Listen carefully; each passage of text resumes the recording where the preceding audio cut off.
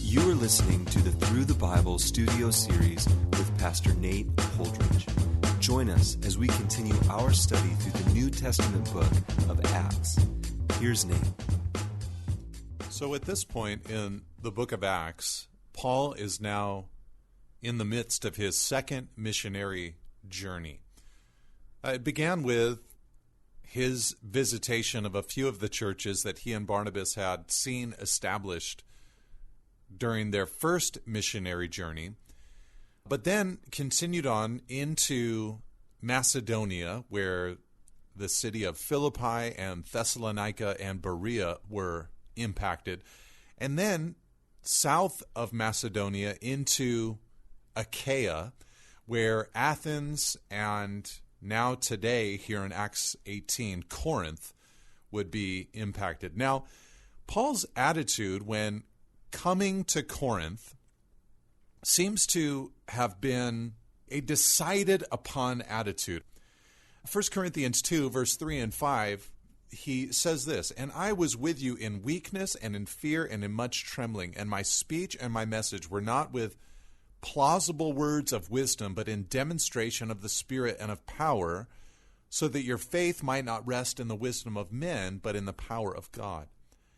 And over again, as you read 1st and 2nd Corinthians, it appears that when Paul arrived in Corinth, there was some kind of shift in the way that he conducted ministry. Now, I know that many people believe that what Paul experienced in Athens was failure as a result of his methodology. There, when he preached at the Areopagus, he was quoting from their poets and speaking from general revelation, and a little bit more of a philosopher in Athens in Acts chapter 17. And so some people think that when he left Athens and went to Corinth, that on his journey there, he made a determination to never follow that same course ever again. But from that point, Corinth, forward, to only know the message of Jesus Christ and him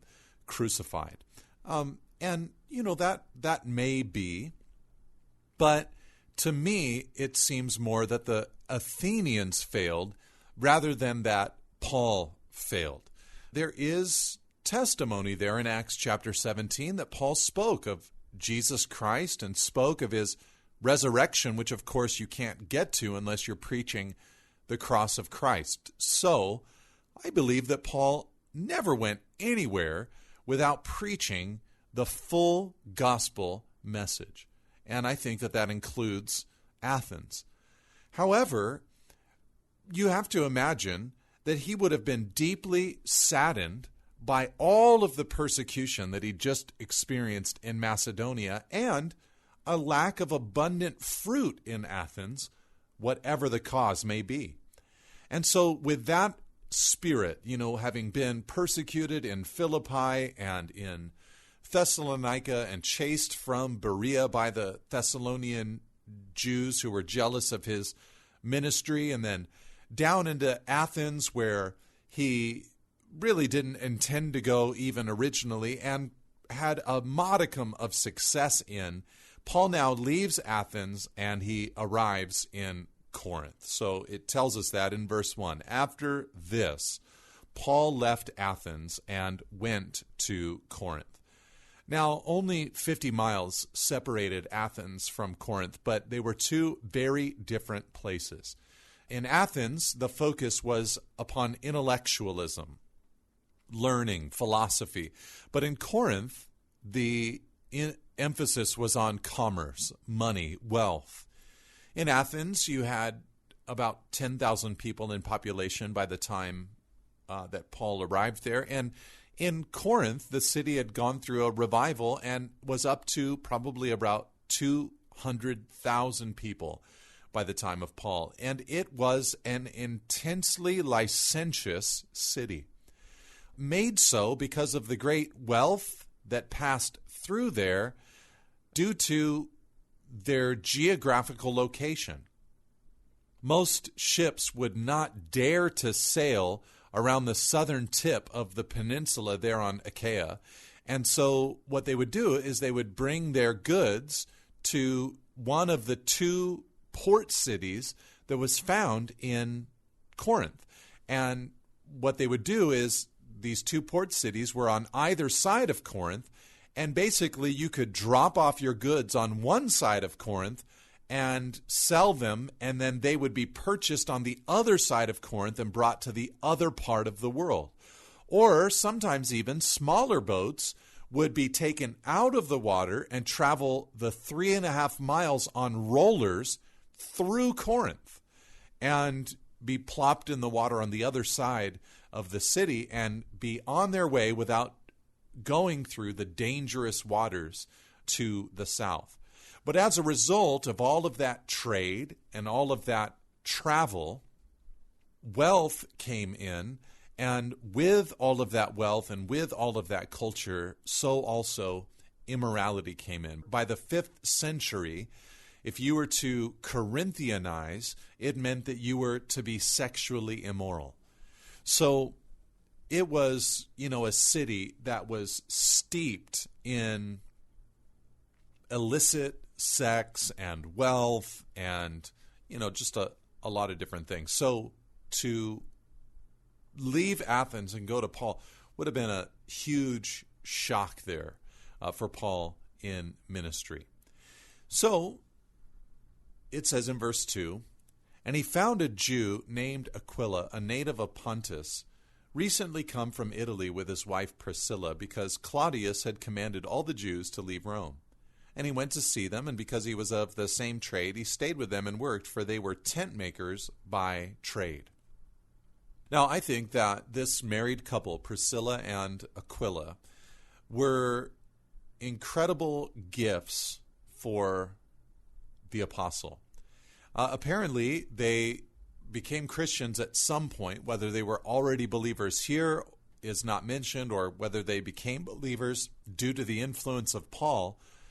But they connected because Paul, when he arrived in Corinth, needed to make some money, and he had learned, like young Jewish boys would, a trade, something that he could do in working with his hands, and so he had learned how to be a tent maker. And so he looked throughout Corinth for people who were tent makers and searched more than likely for a job, and he found this married couple, Priscilla and Aquila. It says that they were there in Corinth due to persecution from the Roman Emperor Claudius. And there's even some speculation that that particular persecution from Claudius was caused because of an uproar or an instigation of Chrestus, which some people think is a reference to the Christ. And so maybe because of Christianity beginning to spread in Rome, Claudius began to persecute the Jewish people. So there they are. They gather together. Paul, along with this married couple, Priscilla, the woman, and Aquila, the husband. This couple is beautiful because they are always mentioned together in the Bible. Never will you find one of them without the other. They became really an amazing ministry team. And it seems as if the church in Ephesus got their start with Priscilla and Aquila hosting them and pouring into them. They're also interesting because Priscilla is mentioned first in 4 of the 6 times that this married couple is mentioned in the New Testament. So twice it's Aquila and then Priscilla, but 4 times it's Priscilla and Aquila, which maybe marks some ministry gifts in her that were more notable, or some people think that maybe she had a heritage, a family that was nobility. Nonetheless, they gathered together and they began building tents together, and Paul stayed with them, and I'm sure that he was a great encouragement to Paul at the right moment in his life.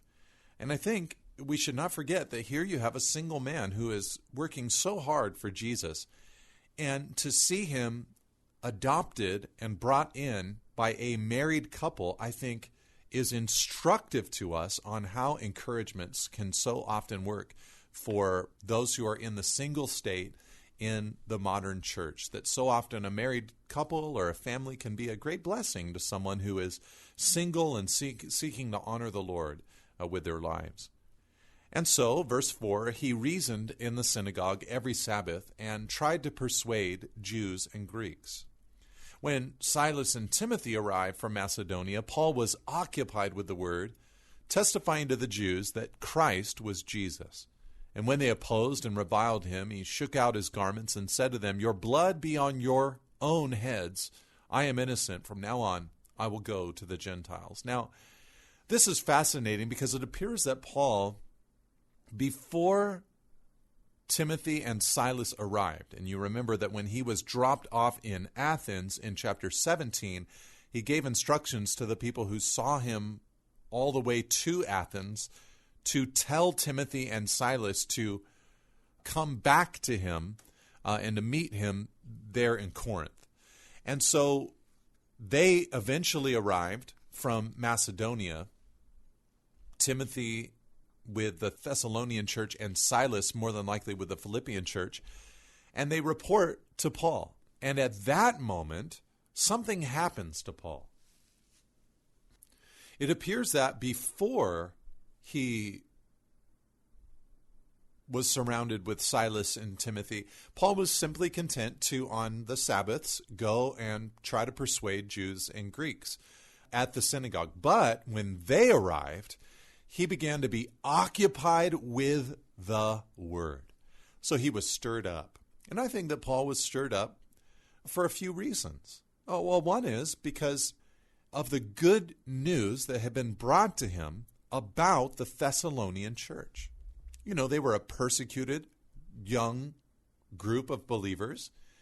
And when Paul heard that things were going well in Thessalonica and that the church was thriving, it brought great joy to his heart. Part of the reason that we know that is because he wrote 1 Thessalonians right here at this moment as a way to express his great joy at the news that he'd heard about the Thessalonian church. And then also, it's very likely that they brought, Silas and Timothy, that they brought financial aid to Paul. He might have been able to cease making tents and focus exclusively on the ministry work there in Corinth. And then also, I think there was just the stirring up within Paul's heart because of the companionship that was his in Christ with Silas and Timothy. These were good men, good friends, and they stirred up his heart to serve the Lord. And so, eventually, verse 6, the Jews rejected him and his message, as was often the case, and so he shook out his garments and said, "Your blood be on your own heads." In other words, I'm innocent. I've been made innocent because I have preached the full message of the gospel to you. And he left there, verse 7, and went to the house of a man named Titius Justus, a worshiper of God. His house was next door to the synagogue. Crispus, the ruler of the synagogue, believed in the Lord, together with his entire household.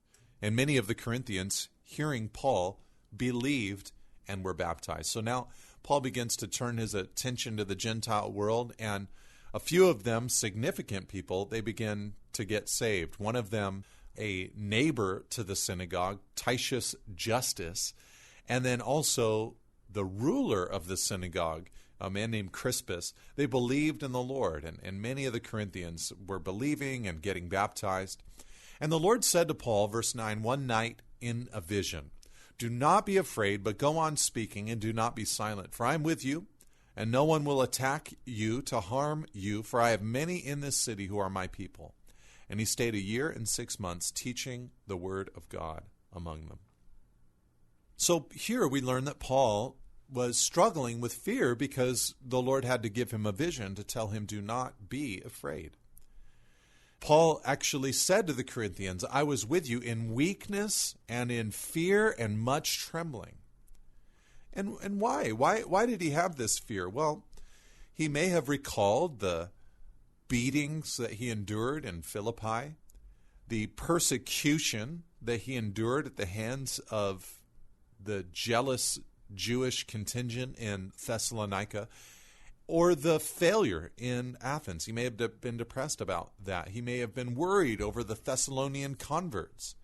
And he might have even wondered if in Corinth the same inevitable pattern would follow through, where the Jews rejected, some Gentiles received, and now a groundswell of persecution was going to rise up against him from the Jewish non-believers against Paul in his ministry. And maybe as he ruminated over that and worried over that, fear began to enter into his heart. So it is so kind of Jesus to give Paul a vision and say, don't be afraid, but go on speaking and do not be silent. You know, the Lord so often will speak to us as his people about fear. This is one of the repeated exhortations all throughout the Bible. And so often, the fear has to do with a fear of man in some way, shape, or form. And the antidote to our fear is to know that God himself is with us, that he's standing with us, that he's supporting us and encouraging us. And of course, Paul had the Lord with him because he was going throughout all the world to make disciples. And for that very thing, Jesus said, I am with you always, even to the end of the age. But this would have been such an encouraging word to Paul's heart. And maybe for you, as you listen to this, there is some area of fear in your own heart, your own life, that you really need the Lord to minister to. You need him to give you a vision or a verse. You need him to whisper into your ear, do not fear, do not be afraid, but go on speaking, do not be silent. Now, the promise that the Lord gives to Paul is also beautiful and astounding. He says, I have many in this city who are my people. Even the Corinthian city had many of God's people inside of it. You know, why would Corinth have so many pre-believers, so to speak, so many not yet unearthed Christians? Why would there be such a fruitful work that would happen there in Corinth? I think some of it would just have to do with the reality of the emptiness of carnality. And that, you know, even in a place like that, many people would come to know Christ. There'd be so much brokenness in that town. And that brokenness would lead, I think, many people to have hearts that were soft to the ministry of the gospel. So Paul stayed there for 1 year and 6 months, which made this the second longest ministry of Paul's entire ministry career. And up to this point, the longest time that he stayed in one place. The only place that he'd ever stay longer would be the city of Ephesus. But when Gallio, verse 12, was proconsul of Achaia, the Jews made a united attack on Paul and brought him before the tribunal, saying, this man is persuading people to worship God contrary to the law. So again, it's kind of a here we go again type of situation. The Jews beginning to bring persecution against Paul. But when Paul was about to open his mouth, Gallio said to the Jews, if it were a matter of wrongdoing or vicious crime, O Jews, I would have reason to accept your complaint. But since it is a matter of questions about words and names and your own law, see to it yourselves. I refuse to be a judge of these things. Now, the book of Acts, especially from this point forward, is going to be filled with Roman authorities making comments about Paul, to Paul, about Christianity. But the question is, why does Luke record them? And this one, it's fairly obvious why Luke would record this for Theophilus, who is curious about how the gospel spread throughout the world and what he should think and believe about Christianity. And what Luke records for us is that this man, proconsul or governor of that whole state or region of Achaia, named Gallio, a top Roman official. He was actually the brother of the famous Roman philosopher Seneca. His judgment here would not just be the private opinion of a wealthy man, but would be the legal opinion of a Roman official, and not just any Roman official, but a top Roman official, the governor of Achaia itself. And what he declared here is that Christianity is not an outlaw new religion. It's only a subset of Judaism. That's why he's saying, I will not deal with it. I'm not going to deal with matters of your own law. When he says this is like a work visa that he is giving to Paul and to every future missionary throughout the Roman Empire. He is saying they are not religio licita. They are legal and can operate here in the Roman Empire. This would be a huge door, as any missionary from this point forward has discovered the permission of the governing authorities to enter in and to preach is so important to the spread of the gospel. It, of course, isn't necessary because we will preach even if it is illegal in a country, but it is so much more helpful when you're allowed that free roam, and that's what Gallio seems to be giving. And he drove them, verse 16, from the tribunal, and they all seized Sosthenes, the ruler of the synagogue, and beat him in front of the tribunal. But Gallio paid no attention to any of this. So Sosthenes became the new ruler of the synagogue, apparently, after Crispus became a Christian. And he may have become a Christian himself after the Jews turned on him and beat him in front of the tribunal, because he's mentioned there in 1 Corinthians chapter 1. So Gallio, though, when he saw that, he paid no attention to any of this. He was unconcerned with trivial religious matters within his own mind and heart. Now, after this, Paul stayed many days longer and then took leave of the brothers and set sail for Syria, and with him Priscilla and Aquila. At Cenchreae he had cut his hair, for he was under a vow. So Silas and Timothy were likely left there and went to Macedonia to oversee the churches. And Paul is traveling now, and Priscilla and Aquila are with him. And when they get to Cenchreae, he cuts his hair, for he's under a vow. This might have been a Nazirite vow. Numbers chapter 6 laid out this Jewish vow that sometimes would be taken, where for a period of time a man would refuse to cut his hair or shave his head, and would refuse to touch any alcoholic drink or even grapes by themselves, the fruit of the vine, and would also not touch anything that was dead.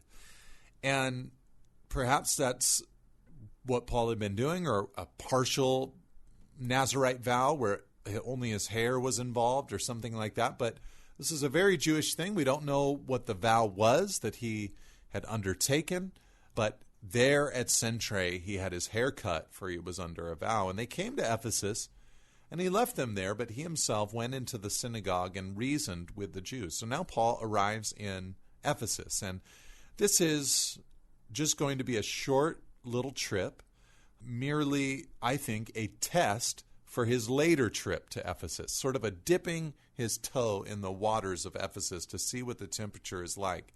And so he goes to the synagogue and reasons with the Jews, and when they asked him to stay for a longer period, he declined. But on taking leave of them, he said, I will return to you if God wills. And he set sail from Ephesus.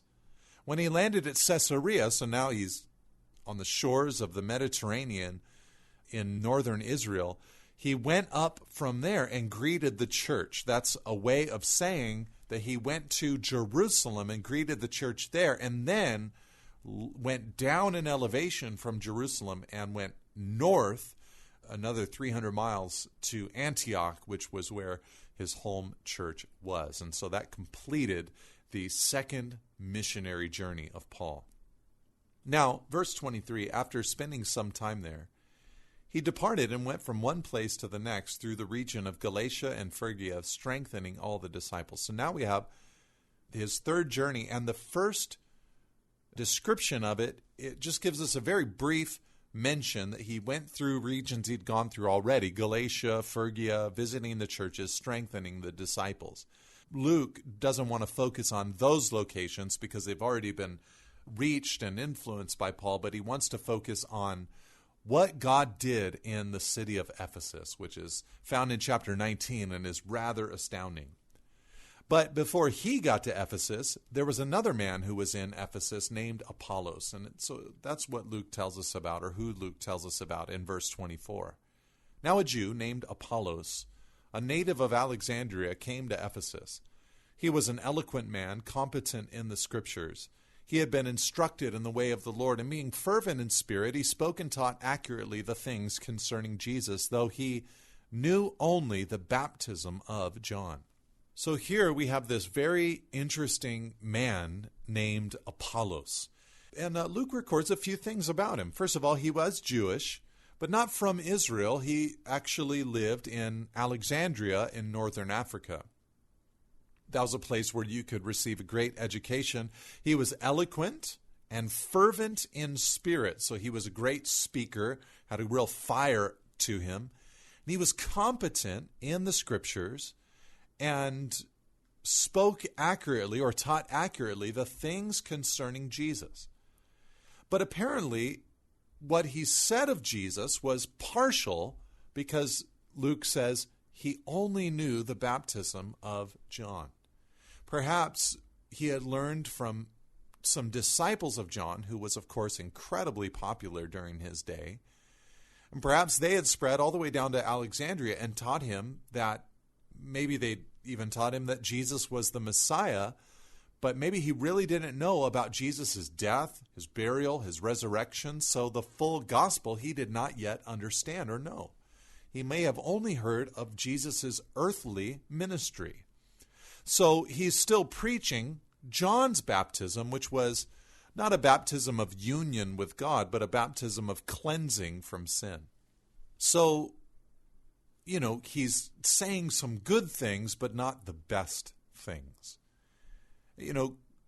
John, of course, came from a logical outflow of the Old Testament, and from John is the logical outflow of Christianity.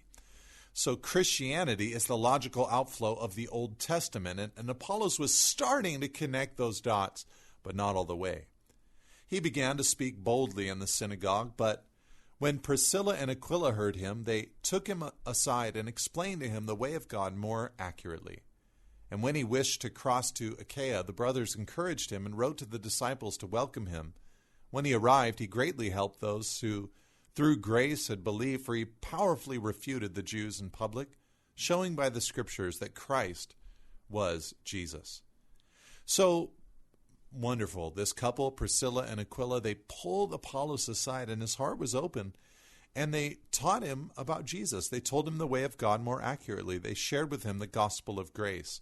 And he believed it and preached it, but then when he wished to go over to Corinth in Achaia, they wrote letters saying to welcome him, and he went and he greatly helped the church, and he became very effective and fruitful in Corinth. So much so that when the Corinthians, due to no fault that we can find of Apollos, when the Corinthians began to divide amongst themselves, some said, I follow Paul. Some said, I follow Apollos. Some said, I follow Cephas. And others said, I follow Christ. So, Apollos had become a very well-known figure by the end of his life there in Corinth. So there you have it now. The stage is set for the thing that Luke really wants to get to in Acts chapter 19, the work that God did in Ephesus. Apollos had been in Ephesus, but now he departs for Corinth, and Paul, who had been in Corinth, is now going to go to Ephesus. God bless you. Amen. Thank you for listening. For additional resources and teachings, or to contact us, please visit us at nateholdridge.com.